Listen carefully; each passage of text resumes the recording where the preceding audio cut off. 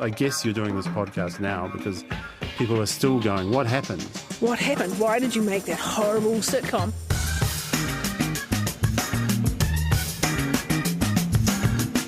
And my nickname for it is My Lie Rules, because it feels like My Lai. You know, there was a horrible massacre in My Lai in Vietnam, and the soldiers were horribly traumatised by it. The villagers were a bit traumatised as well, from what probably more traumatised, but also the soldiers were pretty traumatised because they were fed LSD and then told to go in there and slaughter everything.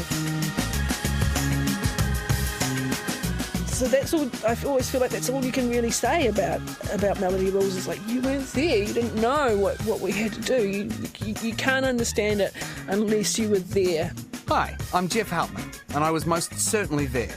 In fact, I was responsible for it.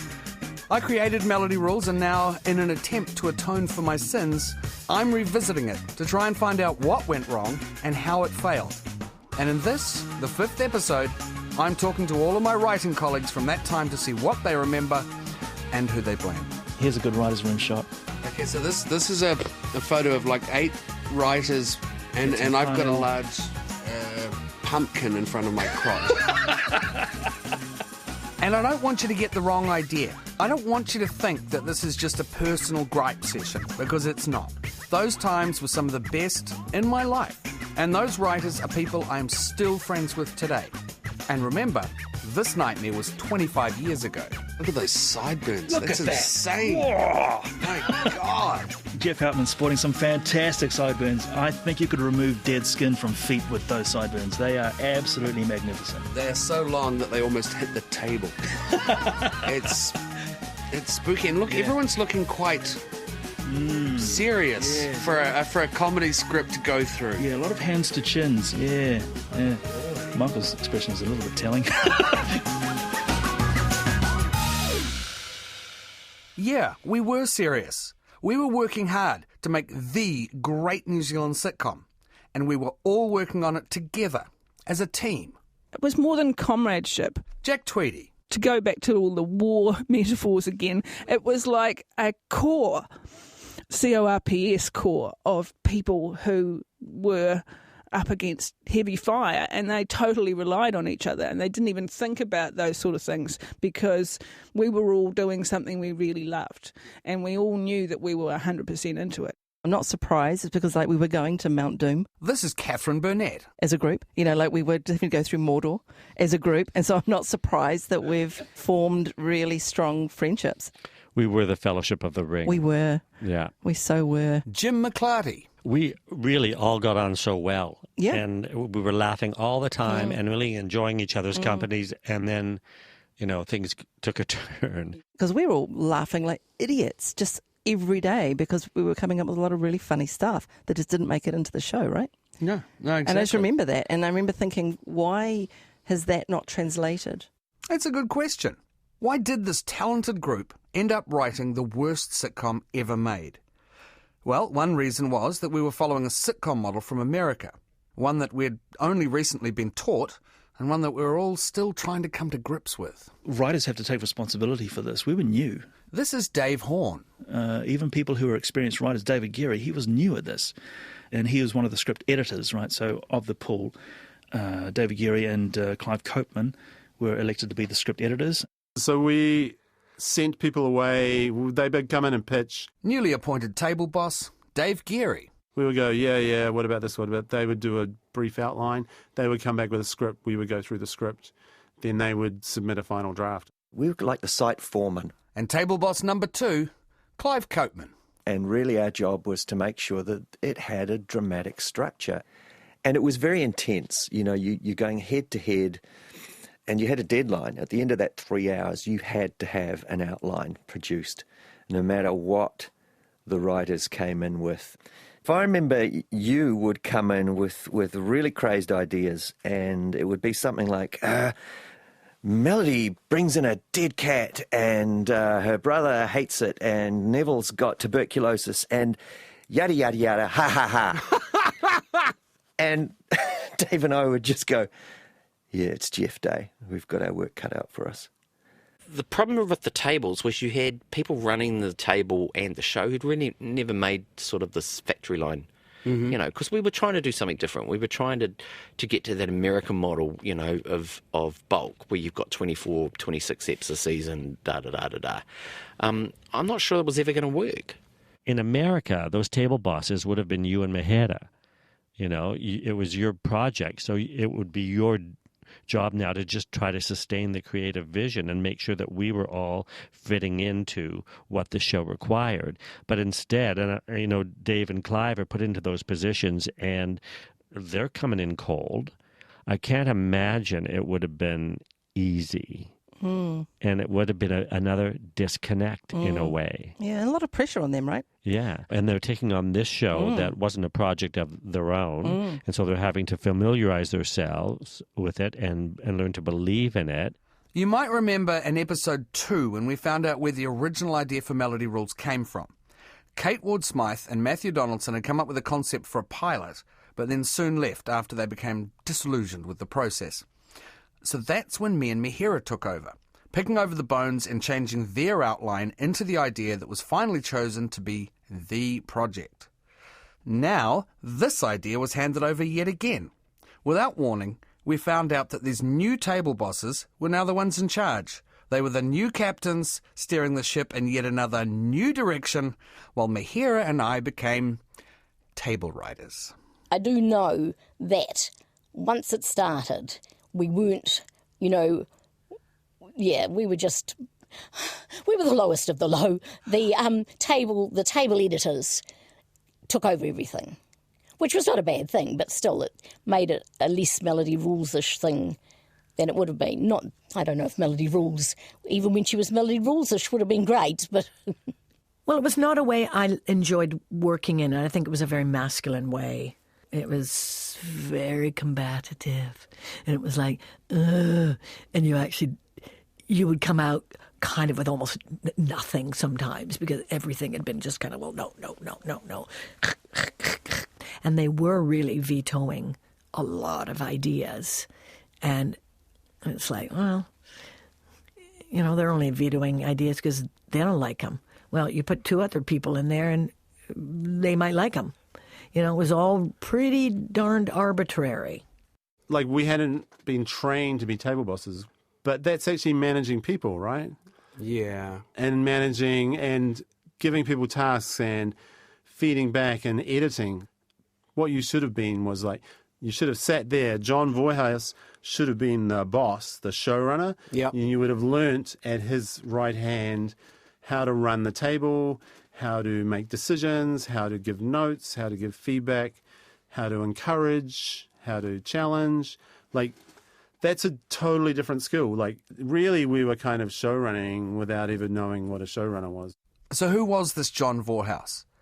If you've been listening closely over the series, you would have heard his name quite a bit. He was the American brought in to teach us the art of American sitcom. He'd written a book entitled The Comic Toolbox, which detailed the ins and outs of sitcom writing, and he'd worked on shows like Charles in Charge and Married with Children. He was the expert entrusted with our education and paid with taxpayer money. Between you and me, Geoff, I swear to God, I was making up the whole thing as I went along. I was representing myself as an expert, but in my life, I've always done that. And I'm pleased to fake whatever expertise you think I have. Speaking with conviction. Yes, exactly. John has always been up front when it comes to his job. I managed to track him down in Los Angeles, met up with him in an apartment in West Hollywood to try to get to the bottom of how he even got the gig in the first place. I had been invited to Australia to make a presentation at the Australian Film, Television and Radio School. And Ross Jennings attended that presentation and bailed me up and asked, would I come to New Zealand and do a right and proper development project? And what he laid out for me was ambitious and really exciting, and the terms were, let's put it this way, I think he thought I was much more important than I was, because he really took good care of me. That's great.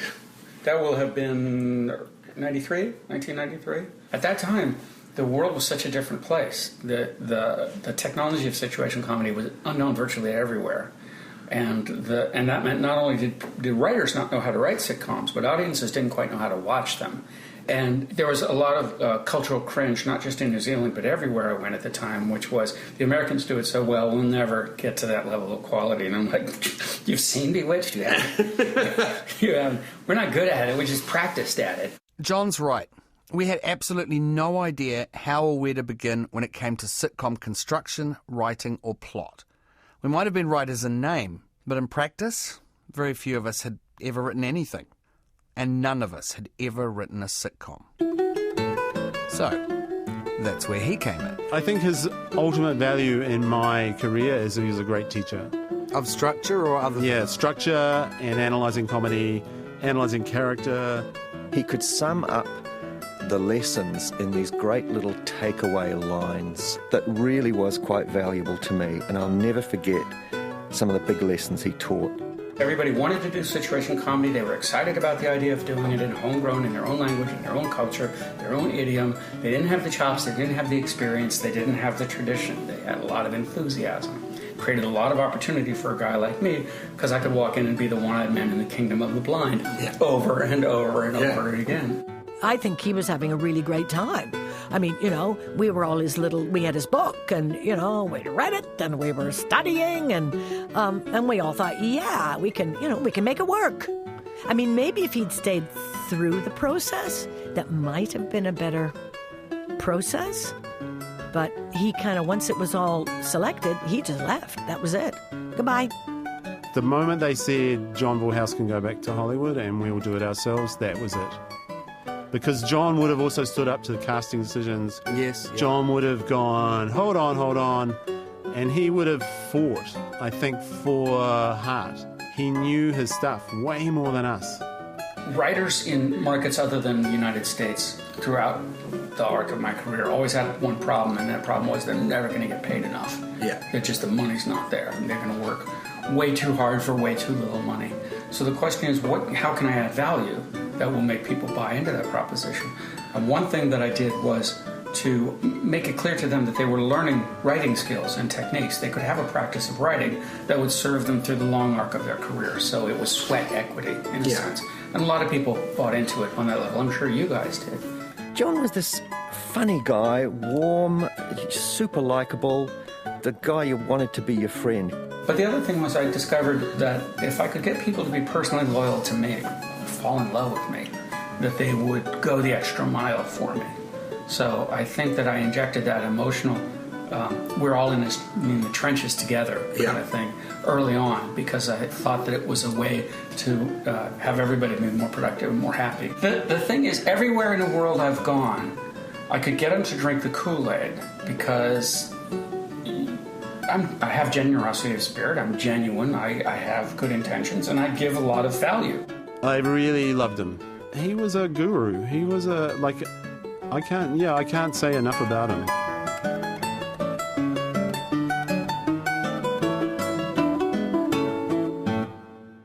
With John, we finally had someone who was the right person in the right job. But when he left, we had no experienced hand guiding us and fighting for us. We were just left to our own devices to write every episode of the sitcom and figure it out as we went along. It was such a sausage factory, always working on the next script. You'd never really had time to think about the last one. Because everything was so fast. There was no time for anything. We were just in this hamster wheel of writing episodes. Never got to sit and watch a recording. Never got to talk with the actors. All these things were kept completely apart. There was no communication between the writers and the actors, the writers and the directors. The writers were in isolation. I don't think there was a writer's table read where we got to hear it and punch it up. No. And that's, again, it was like, where's the process? So I just went home and read a scripts and went through them, and then my eyeballs dropped out, and then I got up in the morning, and then I did it again, and then I did it again, and I did it again. Doing that every day was really exhausting. I mean, mentally exhausting. I remember I could never cope with the question, what do you want for dinner? Because I couldn't answer simple questions like that at the end of a day. It was grueling. there wasn't a lot of hindsight stuff. There wasn't a lot of, hey, hold on, what are we doing? Where's this going? You just got in and the snowball was rolling and you rolled with it. It's starting to sound like we didn't learn. You know what I mean? Like we didn't get a chance to learn. Yeah, so we didn't have that chance to look back and go, wait, now this episode 2 sucked balls because, so let's make sure we never do that again. We're just like, I can't remember what was in episode 2. I just felt that there wasn't any cohesion about what we were trying to do, really. We might have done better to really have worked to tie up all the characters, their backstories, some idea even of the arc of the series, because except for you and me, everybody sort of came to it cold almost. Yeah, and a lot of the things that were there got pushed aside because other people didn't think they were funny, but they needed to be part of the whole thing. Yeah, so that was the hardest bit for me, I think. We all worked really hard. We all put in long hours. We laughed. We fought. I remember I made Catherine cry, and I was hugely shocked that I'd done so and horribly ashamed of myself. You know, there comes a time when you, here's another good one John taught us, you either move your shovel or you'll just keep digging more hole. And we'd been arguing over a script point, and I decided, I'm just going to move my shovel. So, but I was probably a little bit angry and frustrated about it. So I said something like, fine. And she was probably as worked up as I was over this point, and just, I probably said that in a very nasty way and, shouldn't have. Morale was pretty low. We were turning on each other and even turning on the show that we'd all worked so hard on. Do you have the feeling that we kind of gave up towards the end of that process, that we'd sort of gone, we know it's going to be pretty crappy? Because I kind of went, I just don't think this is going to be good. Like, I still enjoyed working there because it was so much fun, but I remember thinking this isn't going to be good. Was there a loss of morale? Were people off, cutting their own throats? I know for you there was. Oh, really? Yeah. Oh, tell me about it. Tell me about you. Yeah. Did I cry on your shoulder or something? No, it wasn't that. It was just that, your scripts got a lot more casual, shall we say. That's a very polite way of putting it. Yeah. It was like, really, Geoff? Really? It was like, because I think you definitely lost a lot of morale. Yeah, I think eventually I did anyway, and just sort of wrote what the whole group seemed to want to have. And I don't think that was a good thing, really. I think the same thing maybe happened to me. I gave up on the pushing, even for the little things, for the little things that could have made it, quirky and interesting and whatever. Yeah. I think I simply got tired of arguing for them and just went, I'm going to take all these cryptic scribblings in the margin and just do them. Yeah. Just get them done and swap that joke out, even though nobody's explained why nobody likes that joke. Yeah. They just want a different joke, and I will just throw a different joke in there and not care which one it is and hand it in. Yeah. I think I still wanted to do my best, and I still wanted it to be funny. But, that process, you took out anything quirky, what you got was something very bland. And I do remember Mihira at one point, she was always complaining about her jaw was so sore. I think she might have gone to her dentist about it or something like that. And they figured out it was stress because she was holding it so tight with tension just all the time. She was just tensed as a tense thing because you'd be going into these sessions and everything was just, no, that's hard, no, that's it. I mean, the David Mamet thing still holds that with TV and film, Film is a collaborative process, bend over. Yeah. I can remember this feeling very clearly. Without anyone to guide us, without anyone to motivate us, we'd given up. And me most of all. I had started this process with such lofty ambitions. I'd taken the kernel of an idea and, with Mihira, created a sitcom out of it. But I wasn't passionate about it. And then when John left, we were a ship without a captain. There was no real leader, no one devoted to the show. So we all just ended up doing what we were told. And that spells failure for any project. A project needs to be driven by someone with a clear vision of what they want to do, with a sense of ownership over the idea. Otherwise, you end up with a parentless child being passed from caregiver to caregiver without any devotion or investment. We were all too busy trying to figure out what our role actually was, meaning we couldn't focus on the job that we should have been doing. There was no spark from anyone, which meant there was no passion and, ultimately, very little creativity. And this waning enthusiasm made what happened next even more surprising.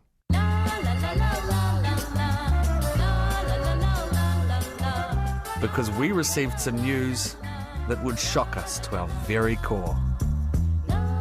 We were in the dark for quite some time. We were filming for ages and we hadn't been reviewed because we hadn't been on air. And then it got renewed before it had even gone to air. No. How did that happen? And none of us thought that we'd be getting renewed. And we said our goodbyes, we'd packed everything up and that was going to be the end of it. And then I got a phone call from Ross saying, it's been renewed. Can you come back and do another 14 or whatever he said it was, episodes? Which, that came as a real shock, came as a real surprise. They just all of a sudden, they said really quickly there was another series. And it was like, oh, okay.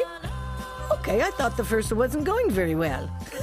But far be it for us to say no in our burgeoning writers' careers. Did we actually do 2? Yeah. Oh, I thought we only ever did 1 series. No. They ordered 26 episodes based on the pilot. Yes. And I think maybe only the first couple had been cut together or shot or something. I know they'd all been written when someone at the network was having too many happy pills or something that day and went, you know what? This needs a second series. But only 14. And they're like, great idea. This is awesome. Now we're going to have 40 episodes and we're going to change the face of New Zealand. Yeah. New Zealand comedy. Oh dear. Yeah, 40. I think the biggest blunder was shooting so many episodes and not having a test. Not going, let's shoot 6 and see what happens. Yeah. That was just ridiculous business thing. Let's do a few episodes, let's see what it looks like, let's retool, let's think about what it is. Yeah. I have a real, what does not kill you makes you stronger kind of attitude. But also you learn from it. But the big thing to learn is don't go making a ton of episodes before you show it and work out what it is, right?